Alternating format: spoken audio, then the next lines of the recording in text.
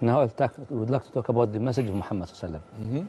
Allah subhanahu wa ta'ala has said in the Quran, وَمَا أَرْسَلْنَاكَ إِلَّا كَافَةً لِلنَّاسِ بَشِيرًا وَنَذِيرًا, which means that the message of Muhammad sallallahu alaihi wasallam for all mankind. But some people, they have a big misconception. They think that it was for Arab or for the people of Arabian Peninsula.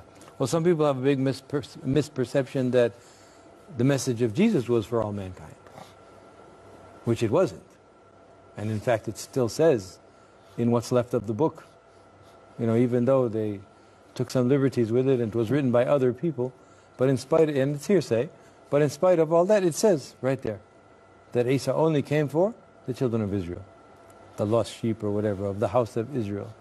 And it's clear in Quran that Muhammad ﷺ was sent for the entire human race, and he said it himself outside of the message of the Quran.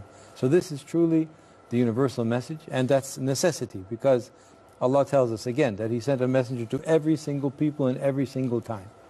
If we go to some jungle somewhere, people that have never seen other human beings, we will find them with some kind of ideology, some kind of theology. It will be distorted, because maybe their messenger was a long time ago.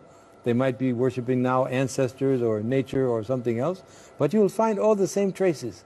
Something about justice in the hereafter, reward and punishment according to your deeds. It's almost universal across mankind. This is what's left from all of those messages that came before. So, in the book of Allah subhanahu wa ta'ala, He tells us about the messenger, that his voice is authoritative. He didn't مَا يَنْتِقُ عَنِ الْهَوَىٰ إِنْ هُوَ إِلَّا وَحْيٌ يُوحَىٰ. Everything about his life from the time he became Rasulullah alayhi salatu wasalam, everything about his life is delivering what Allah wants him to deliver. So if it was just a personal suggestion, He will make it clear. It's a personal suggestion. Anything else that he teaches, this is from Allah. Yeah. Shaykh Abdul Aziz, about the message of Muhammad sallallahu alaihi wasallam. I think Brother Yana has explained most of what we need to know about it. So the Prophet ﷺ was sent to all mankind and jinkind, and he's not like any other prophet or messenger prior to him, because everyone before Muhammad ﷺ was sent to his people, his own people, his nation, his group, his tribe, whatever you want to call him.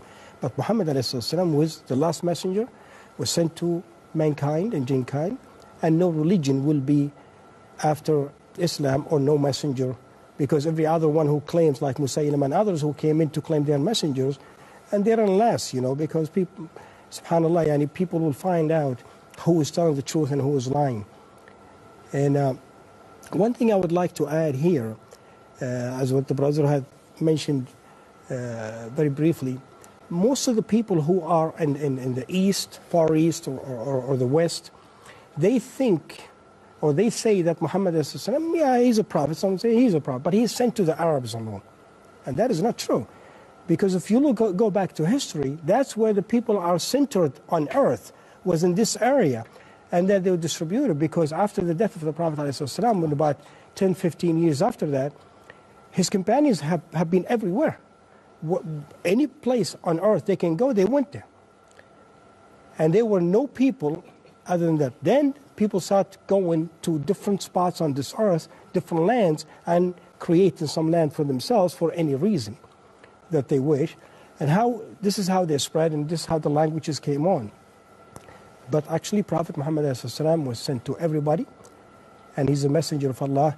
And there is so much evidence in the Quran, if you look into the Quran, that you will know that he's a messenger, and there is no doubt about it. One thing is about the creation of a human being. How could someone in the desert 1400 years ago knows about how the creation, which is a drop of sperm, and then a flesh, and then a bone created, and so on, and then the soul is being blown into it? Now science has proved that, so that's at least one proof.